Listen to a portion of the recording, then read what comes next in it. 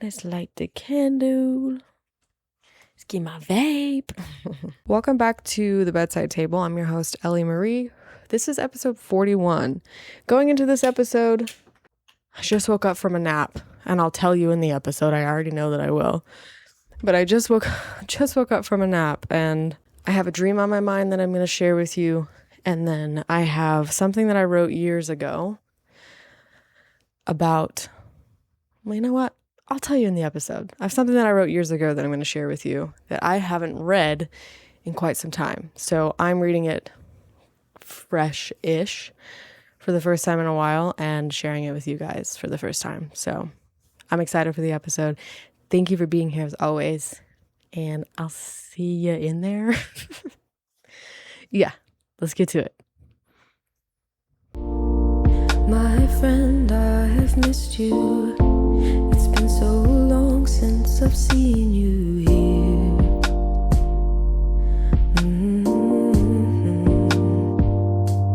Take me back to the moments where we laughed. Hello,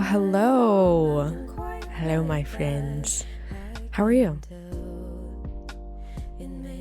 You doing okay out there?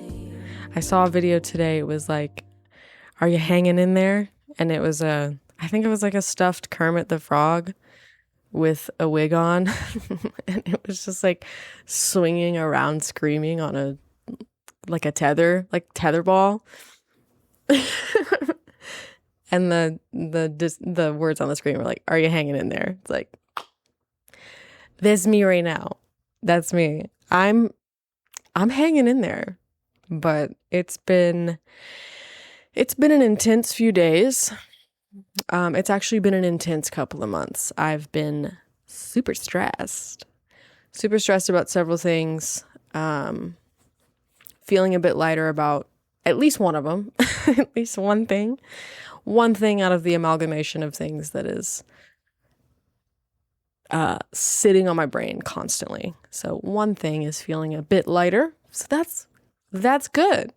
That's great. But yeah, I've been stressed. I hope you have been doing well. But if you're stressed, if you're sad, if you're angry, if you're hurting, if you're happy, if you're feeling good, welcome.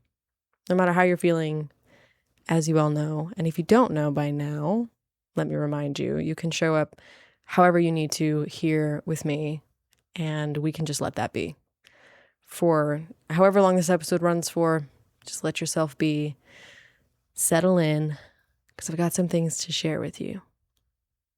But to touch on that before I leave it, you're welcome here however you are, whatever you're feeling.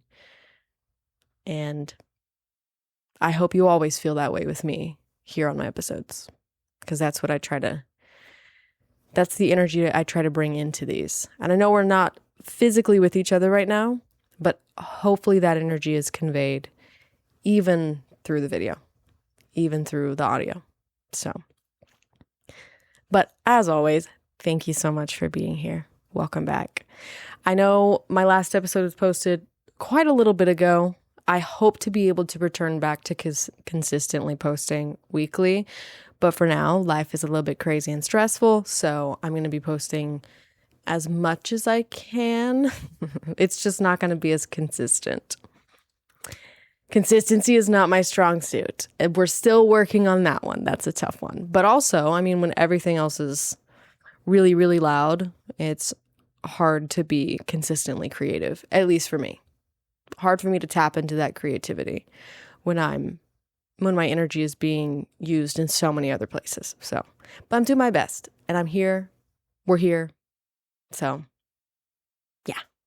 Thank you. I want to talk about my dream because I've been keeping it in the front of my brain. You know how dreams are.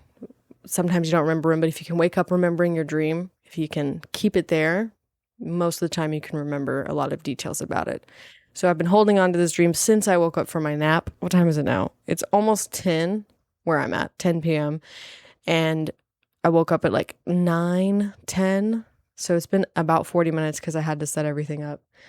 But I had this dream before I get into the dream, I just want to mention I took a nap. I set my alarm. It said I'd have like an hour and a half of sleep. And by the time I went to sleep, probably like hour 10, hour 15 minutes, I slept for 3 hours, which is, if you know me, that's a normal occurrence. Also, I'm just freaking exhausted all the time. I'm so tired all the time. But I went to work today, and then I used like the little bike in my apartment gym to warm up my back because I've been going to physical therapy for my back. Yay. We're 30 years old. We're going to physical therapy. And so I did that when I got home, used the bike for like 15 minutes, and then came home and did my physical therapy exercises. And then I went and laid down, and I was watching a show. And then at a certain point, I was like, I don't want to be consuming anything right now. I'm so tired. At that point, I wasn't even like, oh yeah, I could sleep. But after doing that, after work, after everything that's been exhausting me lately, I've been so emotionally drained. I was just like, I just want to lay in the silence. And then usually that leads to falling asleep. So I got really comfortable and I was like, yeah, I'm going to take a nap. And I was planning, because like I said, I wasn't super tired when I laid down. I was planning on waking up in an hour and a half-ish. Nope, 3 hours. 3 hours. So I'll be staying up a bit late tonight because I woke up at 9 o'clock at night. But as soon as I woke up, I was like, I have this dream and I want to record and I want to share. And then I had this writing about shame that I was thinking about at work today, and I'm going to share it here. So I'm going to start with the dream. This dream was set in my childhood home. And I don't know that I'm sure I've talked about my upbringing some. I don't know how extensively I've talked about my upbringing. I know I've talked about how it's been dysfunctional. I did have a dysfunctional childhood. I think the main component of my childhood was just how alone I felt with everything that I was feeling. So I felt very strongly when I was younger. I know that I've talked about this in several of my episodes, like just have brought it up that because it's tied in with what I'm talking about in those episodes. But yeah, one of the biggest components of that dysfunction growing up was that I felt very alone. I didn't feel like I had someone I could turn to, that I could say, hey, I'm feeling like this. Can you help me? Can you be here for me?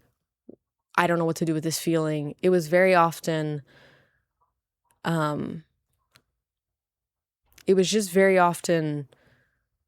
was very often made to feel like what I was feeling was not okay to be feeling. And because it was not okay to be feeling, it's not like I'm getting support for feeling it. My feelings were dismissed a lot of the time for just being wrong. I preface the dream with that because of how the dream was. And also it was set in my childhood home. So there's obviously a theme there in why I'm dreaming about it set in my childhood home. So I wanted to preface it with those feelings about growing up beforehand. So dream is set in my childhood home. I'm sitting in a spot in my kitchen where my computer used to be. So we had 2 computers growing up. We started with Windows 98 and then moved on to Windows XP. And then we had Windows XP for the whole time I was there. I'm pretty sure. I don't think we ever upgraded from that. So I'm sitting in a spot in my kitchen, which you walk into my home, there's the living room, and then there's like an opening into the kitchen. There's no door. It's just straight living room to kitchen. And it was right after you cross into the kitchen from the living room, there was a little spot there where I used to have my desk when we had the Windows 98. Was it Windows 95 or Windows 98? Maybe it was 95. I don't know, one of those. But I used to have my computer there. So in the dream, I'm sitting there where my computer used to be.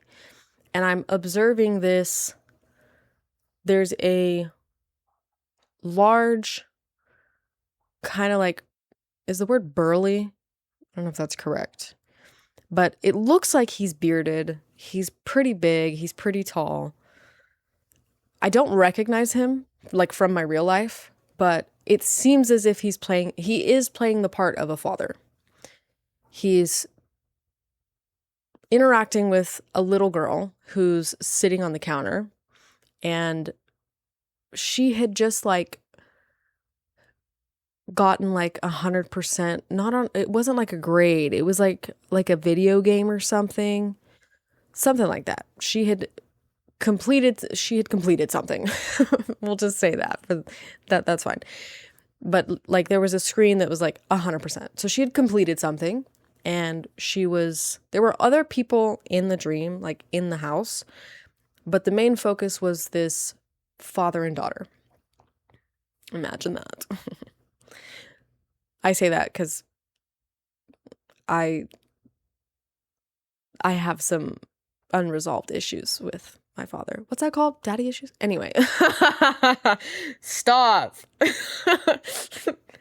God.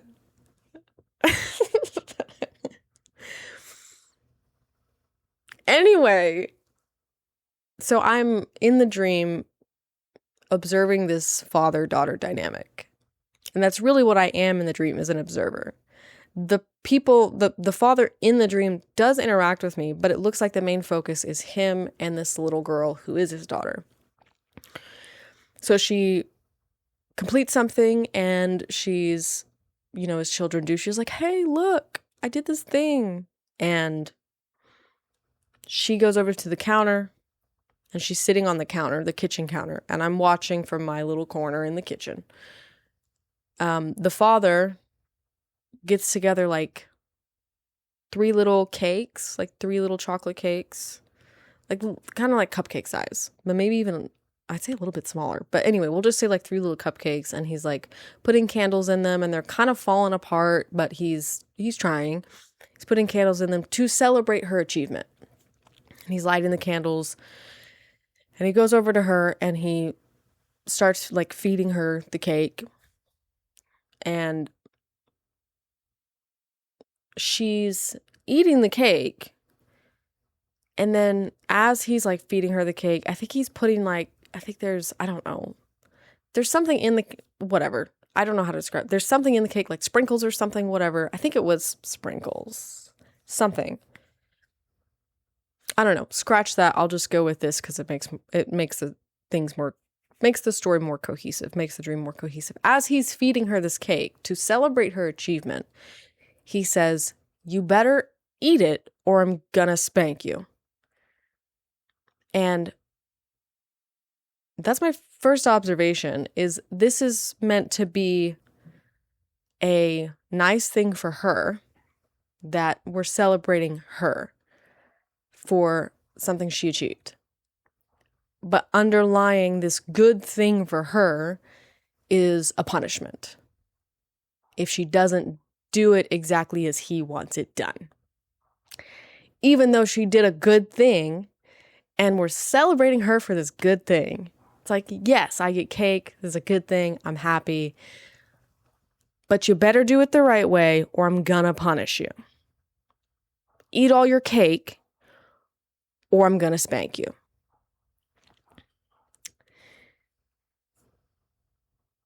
I'll talk more about that as we delve into it, but I want to continue the dream. So I'm just observing this interaction happening, and then I'm eating a little cake of my own. And I remember almost getting up, but I'm looking in the direction of I want to get some sprinkles for my cake. And the father notices me just by me slightly moving like that, and he's like, do you need something? And I was like, oh yeah, I was just gonna get sprinkles. And I can't remember if I got up and grabbed them or if he handed them to me, but I got them anyway.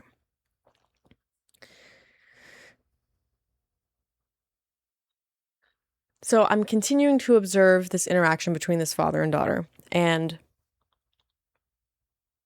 I don't remember the exact wording, but the interactions were like, he would ask her a question, and she would either be soft-spoken, or maybe she wouldn't respond verbally right away. Maybe she would respond like with a head nod or something. She'd be shy, soft-spoken.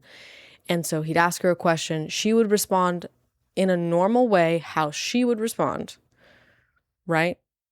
Just shy, reserved. And then he would ask it again louder in an aggressive tone to get her to answer differently. So basically implying the way she was responding at first wasn't correct. He needed her to respond a specific way. So he would be meaner about it when he asked it again. He'd be louder to get her to respond to him in the way that he felt was appropriate. That happened multiple times throughout the dream, throughout me watching their interactions.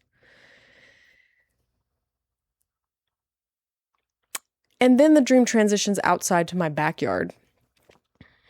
I say my backyard because, again, this is set in my childhood home. So we move from the kitchen, and then there's the kitchen, and then you go through a back room, which has the laundry, and then that's where our computers end up being set up. My dad's computer, and then my computer right next to his at a certain point in time in our life. So you go through the kitchen, through the back room, the laundry room, and then there's the back door that leads obviously out to the backyard. So we're going out to the backyard, and it's nighttime and it's snowing. I don't know if it's actively snowing, but there's a lot of snow on the ground, and they start building snowballs. And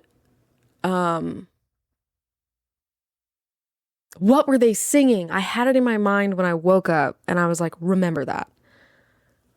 Oh, they were singing like a nursery rhyme.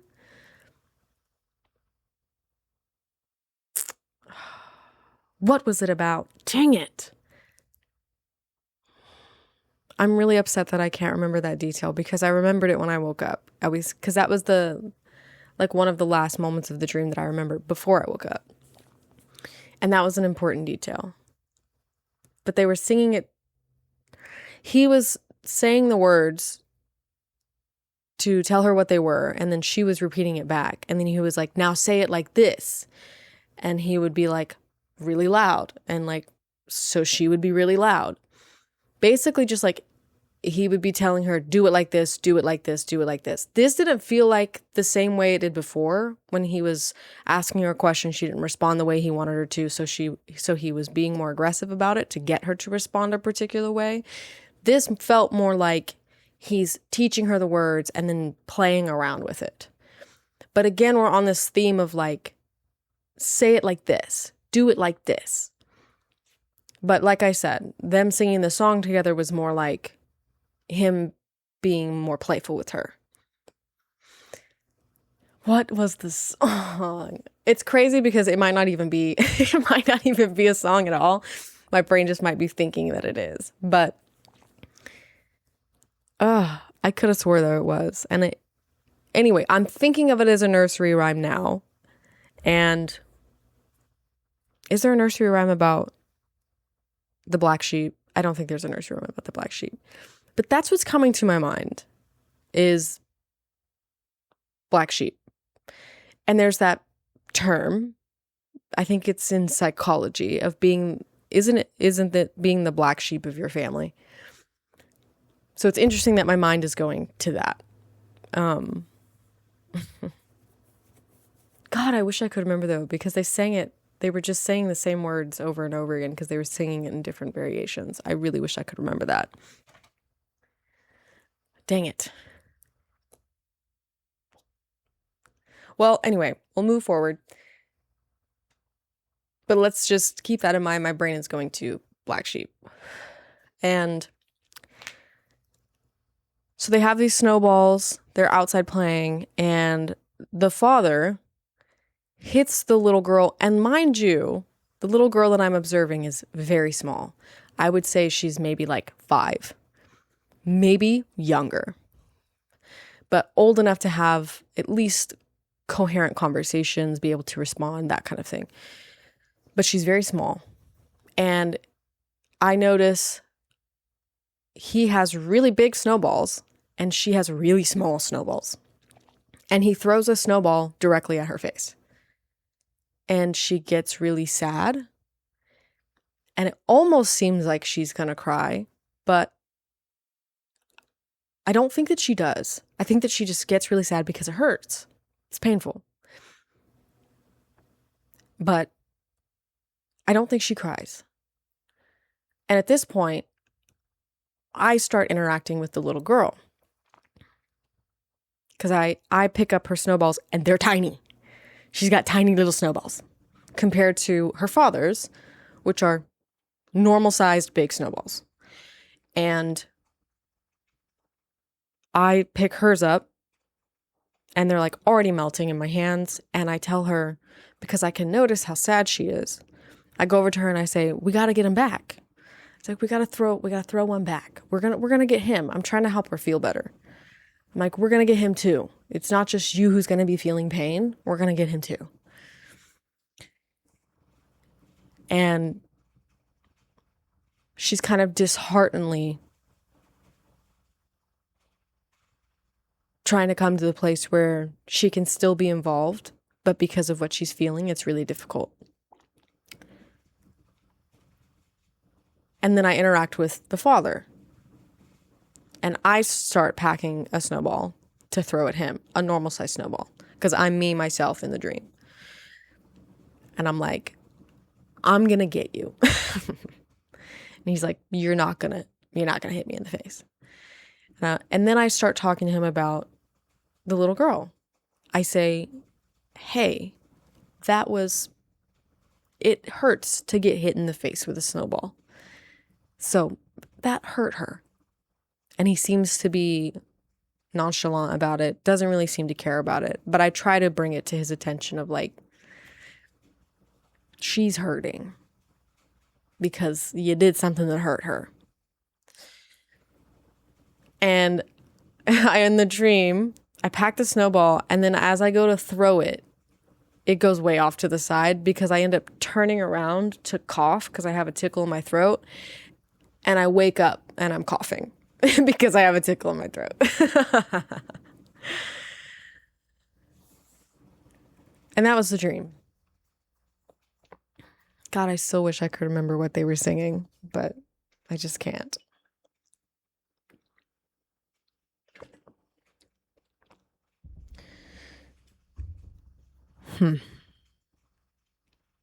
So the themes throughout the dream, definitely because it's set in my childhood home, it brings up to mind that feeling of aloneness. But really also, if you noticed, there were several instances where, let's say the first instance, where the little girl achieves something and it's meant to be a good thing to be celebrating her, but then there's a punishment underlying it. She's meant to be having this good feeling, but then there's something bad that's underlying it. That's often how I felt growing up, is that even the good things, even the good feelings, there was always something else. It was always seemingly conditional for me to feel good with my family. There was always something the next day or something around the corner, something under the rug, something hiding that wasn't good. So the good was never really fully good. Not to say that I didn't have good moments with my family, but personally how I felt, it was like, if I felt good about something, there was going to be something negative to combat it. And I have some distinct memories of being a little girl, being excited about something, thinking something was funny, being joyful about something, and it being met with a negative emotion. So that popping up in the dream reminds me of that experience in my childhood. Here's this good thing, this good feeling, but if you don't eat your cake like I want you to, I'm going to punish you. So there's something bad tied in with the good.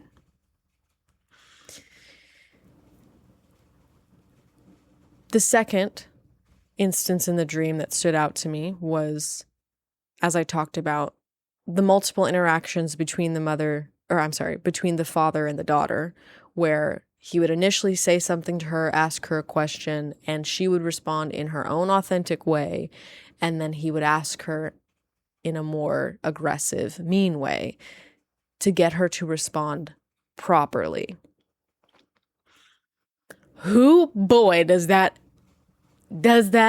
hit home. Literally, does that hit home? Very, very often growing up, it never felt like, and specifically with my father. I mean, it's father-daughter in the dream. Specifically, the relationship that I had with my father was definitely, you're not acting correctly as yourself. You're not expressing yourself correctly. Don't express yourself like that. Don't act like that. Don't say that like that. Don't like this thing. This thing is not good for you. Don't have these kinds of friends. It was very much like maneuvering through my home maneuvering through the relationship with my father was so extremely difficult because I never felt like I could just be authentically myself. I never felt like I could show up with what I was feeling, which is probably a big reason why I am so big on, hey, just show up however you're feeling. Because it was just very unacceptable for me to,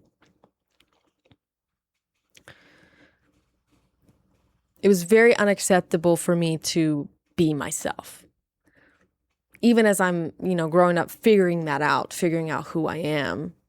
But I felt so much growing up, and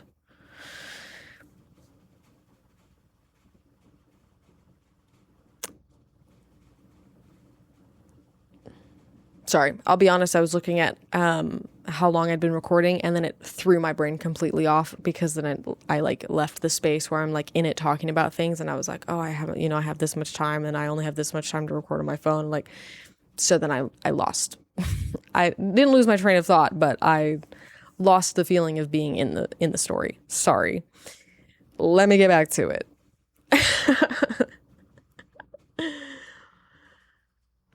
Yeah. Navigating the relationship with my father was extremely difficult because it just never felt like he was happy with me. Never felt like he was happy with me. And the times that he was happy with me, it was conditional. He was happy with me because I was doing something the way that he wanted me to do it. Because I was acting the way he wanted. I have a distinct memory. I was very young because we were still going to church, and we didn't go to church the whole time that I was living at home. At a certain point, we just stopped going. But I remember when I was very young, up until maybe 7 or 8. I don't know how old I was. But I remember we went to church one day, and I came home, and I got up into my top bunk, and I started praying, and praying out loud. And I was praying and crying because I was praying like they prayed at church, and I was doing what they were doing at church.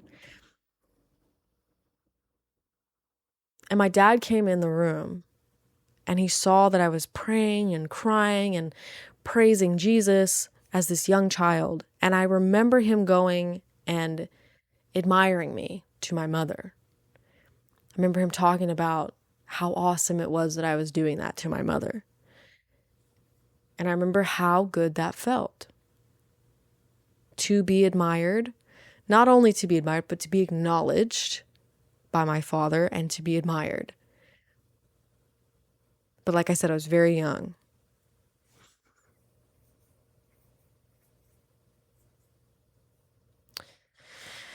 Unfortunately, I changed as I grew. I say unfortunately. Fortunately, I changed as I grew, but in my particular household with my father figure, it was unfortunate because it wasn't welcome. And I really struggled growing up, feeling so absolutely alone and isolated with all of the feelings that, to me, because it was how I was being treated, how I was being talked to about it, I wasn't even supposed to be having these feelings. And it wasn't even, not even just I'm not supposed to be having these feelings. These feelings are not right. The feelings you're having are wrong. First of all, shouldn't be feeling that. And also you should feel bad for feeling that. And that was my relationship with my father. Very much, oh, you don't feel that way. Your day is what you make it. Which is fine and dandy for an adult to say, but with a child and an adolescent, a teenager who's experiencing a lot of these feelings and pretty strongly for the first time, it's really hard to make your day what you want to make it when you have no idea why the day is even the way that it is, why you're feeling what you're feeling. My dad was never able to meet me at a level that I needed my parent to meet me at. So I was left feeling very alienated, isolated, and alone in my own house. Consistently. At a certain point, my dad and I became very hostile toward each other. We would get into screaming fights. Yay, fun! These weren't just like, I hate you, Dad. It was like, fuck you, and I'm leaving, and I don't ever want to see you again. And we would walk out on each other constantly, but yeah. And then that, of course, just made everything worse. Yeah, made everything worse.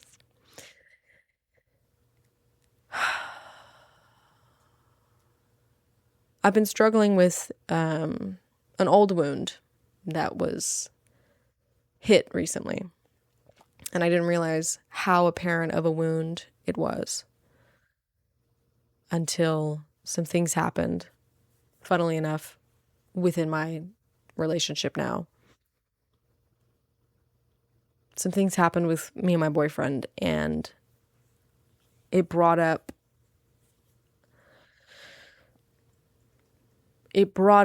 this wound that has existed for a long time.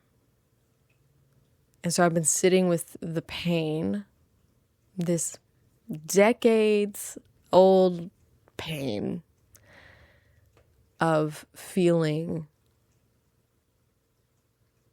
so completely alone with my hurt,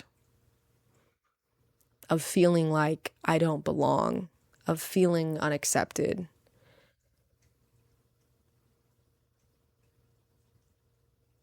And it's been very heavy. And it's also just been, it's a very lonely pain. It's a lonely pain because that's what it is. But it's also a very lonely pain because I do feel alone in dealing with it right now.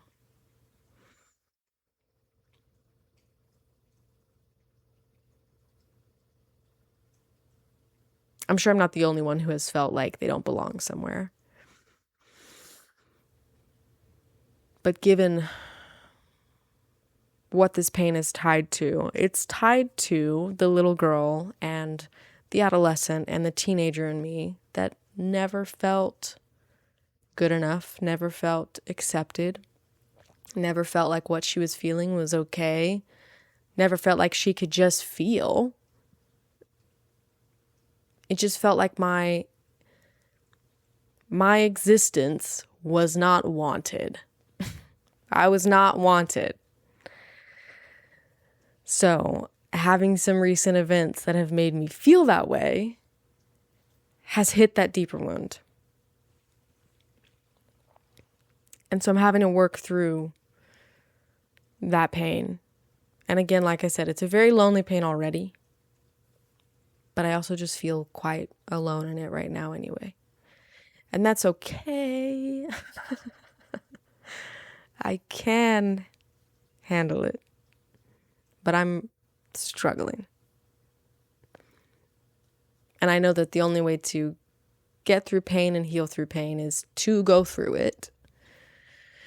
At least from my experience, but you got to feel your feelings to know what to do with them. But thankfully, I've been doing some reflecting on it, and I've been able to reach some conclusions about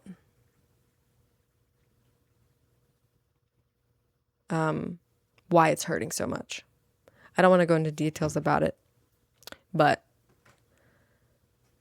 I haven't just been sitting with the pain and wallowing in it. I have been working through it with myself. And I've, like I said, thankfully have found some conclusions that I hope to be able to communicate with who I need to communicate it with. Yeah, so that's the dream. And yeah, some recent events have happened in my life that are touching on a really old wound that the dream kind of explained for me. So it makes, I talk about that because it makes sense. I talk about the wound because it makes sense that I'm dreaming about what I'm dreaming about and why the dream means what it means for me.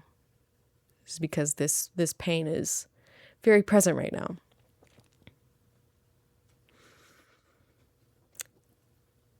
I guess this is a good transition into this thing that I wrote about shame. Maybe it'll tie in. I don't know.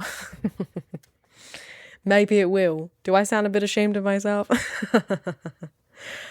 I can't be who I am. I mean, it's different now. It's different now. My reality is different than the pain that existed in my old reality. But the pain is here now. And it's from before. Because like I said, it's a very old wound, but it's a very deep wound. And I am now able to address it in my current reality because I know at least now more of how I can help myself through it when I wasn't able to be helped through it growing up. Does that make sense? Anyway.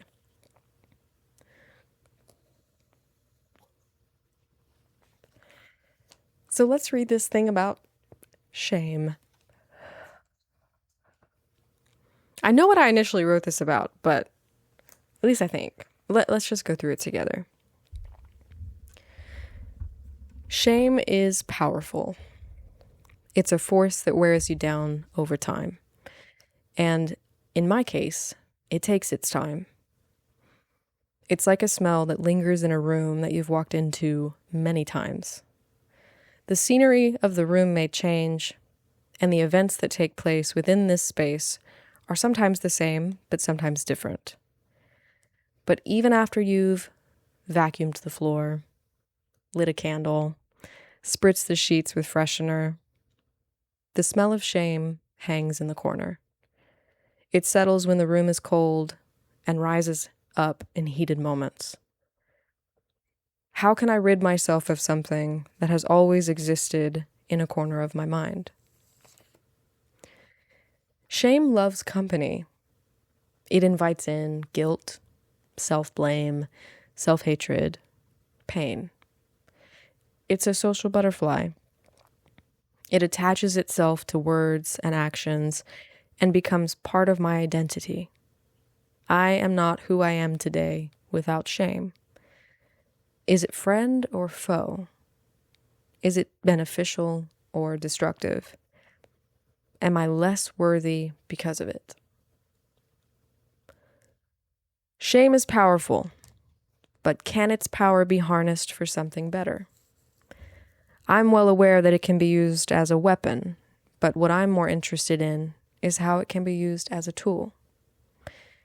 At what point does one begin to understand one's own shame? At what point do I choose to see it as a teacher rather than a dictator? Can it be seen as such? I've seen what it can do as a force that controls. In a way, it still pulls the strings to some of my actions. But my shame exists as a part of me. I do not exist as a part of my shame. It wouldn't exist at all if I didn't. Shame is like a ghost. It's only scary when I don't know where it is and when I don't understand why it's there. As I learn more about why my shame exists and where it lingers, it becomes less frightening. I uncover more about myself as I witness and observe my own shame. It allows me to better understand who I really am. I am not a shameful person. I am a person with shame. Okay, girl, go off. Well,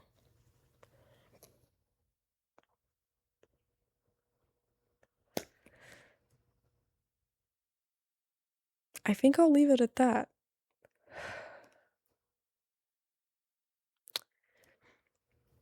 Yeah, I think I'll leave you with that.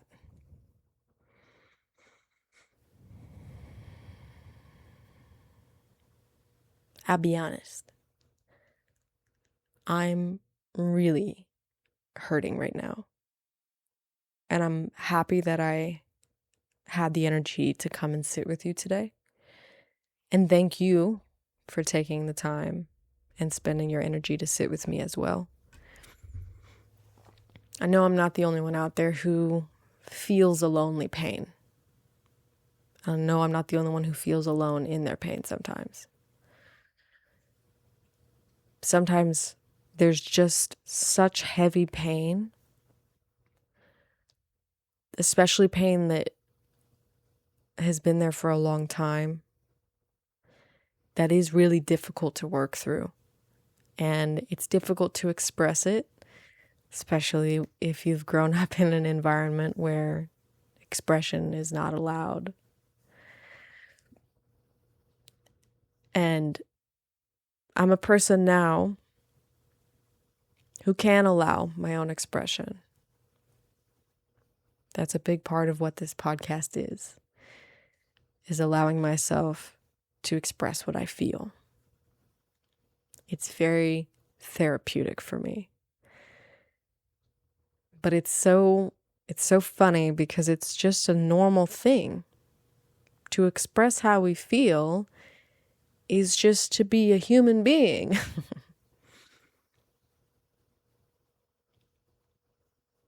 So I've been earning back my human rights.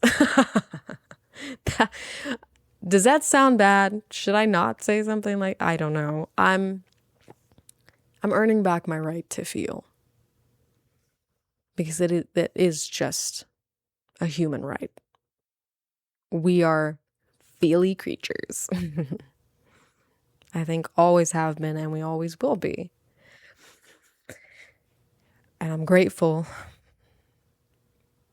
I'm grateful for having the experiences that I have that allow me to connect to this pain that's still here, even though it hurts. I've got to be able to sit with it and work through it. And I'm doing that. I guess sometimes I just wish I wasn't so alone in doing that, because that's how it's felt my whole life. That being said, thank you for being here. Really, it means a lot to me. And I appreciate you.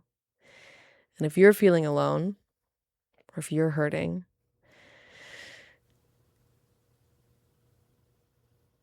we're gonna get through this together. We're gonna get through this together. All right. Cool. I will see you next time. Bye.